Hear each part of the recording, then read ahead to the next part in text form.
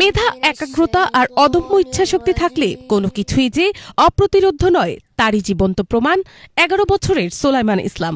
মাত্র ১৫ মাসে পবিত্র কুরআন হিফজ সম্পন্ন করে তাক লাগিয়ে দিয়েছে ময়মনসিংহের এই কিশোর। ছোট বয়সে তার এই অর্জনে গর্বিত এলাকাবাসী।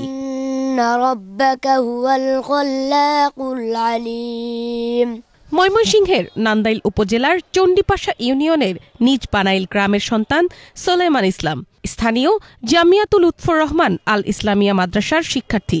শারীরিক প্রতিবন্ধী কৃষক সাইফুল ইসলামের দ্বিতীয় পুত্র সে। আর্থিক অনটন আর বাবার শারীরিক সীমাবদ্ধতা কোনো কিছুই থামিয়ে দিতে পারেনি সোলাইমানের পথ চলায়। আরো বড় হনের ইচ্ছা আছে, আলেম হইতো। তার জন্য আপনাকে সকলের কাছে আমি দোয়া চাই। হুজুররা আমাকে খুব আদর করছে, আমি তাদের জন্য অতি তাড়াতাড়ি হাফেজ হয়েছি। আমার জন্য দোয়া করবেন, আমি যেন আরো বড় আলেম হতে পারি। শিক্ষকদের নিবিড় তত্ত্বাবধানে নিয়মিত পড়াশোনা, কঠোর অনুশীলন আর গভীর মনোযোগের ফলেই মাত্র ১৫ মাসে পুরো কুরআন মুখস্থ করতে সক্ষম হয় সোলাইমান। ছোট বয়সেই তার প্রখর স্মরণশক্তি, ধৈর্য আর শৃঙ্খলাবোধ শিক্ষকদের পাশাপাশি এলাকাবাসীকেও মুগ্ধ করে। একজন শিশু বাচ্চার পক্ষে ১৫ মাসে ৩০ পারা কোরআন শরীফ মুখস্থ করা, হাফেজ হওয়া, এটা আমাদের নান্দাইলের জন্য একটা গৌরবের বিষয় আমি মনে করি। এবং এই ছেলেটির পিতা একজন শারীরিক প্রতিবন্ধী মানুষ। আমরা আশা করব এই ছেলে ভবিষ্যতে আরও ইসলামের দিকে এগিয়ে যাবে, আরও ভালো করবে।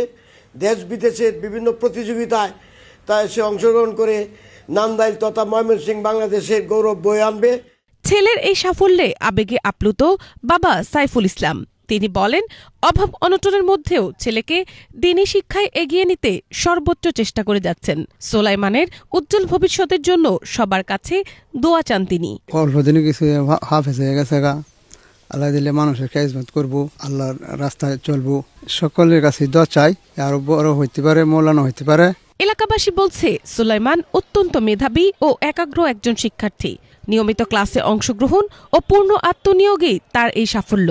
ছোট্ট সোলাইমানের এই অর্জন নতুন প্রজন্মের জন্য অনুপ্রেরণার উৎস হয়ে থাকবে, এমনটাই বিশ্বাস সবার। ওয়ালাকাদ আতাইনাকা সাবআন মিনাল মাসানি ওয়াল কুরআনাল আযীম। Bangla Vision news desk.